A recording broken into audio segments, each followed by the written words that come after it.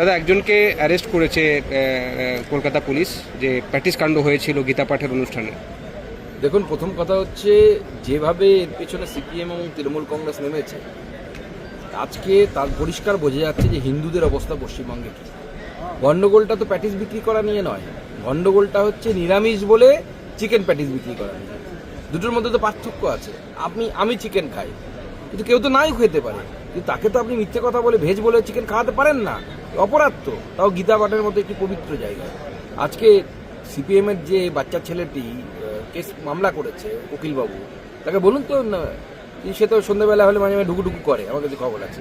তাকে বলুন তো কোনো মসজিদের সামনে গিয়ে শুক্রবার দিন সন্ধ্যাবেলা একটু ঢুকুঢুকু করতে, কীভাবে কেমন ট্রিটমেন্ট হয়। ওখানে করা যাবে না, কারণ ওখানে গেলে পরে কল্লা নিয়ে নেবে, গলা কেটে ফেলা হবে।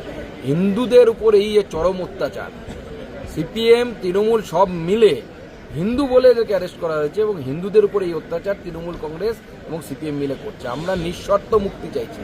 একটি হ্যান্ডিক্যাপ ছেলে, তার শরীর ভালো না, ক্যান্সারে আক্রান্ত, তাকে পর্যন্ত গ্রেপ্তার করে নাই। ছেলেটির একটা পা নেই। তো আমাদের এখানে গ্রামে গঞ্জে শহরে বিভিন্ন জায়গায় দোকান বিক্রেতার এসব গণ্ডগোল হয়। তৃণমূল কংগ্রেসের নেতারা কতজনের দোকান ভেঙেছে 21-এর ভোটের পর।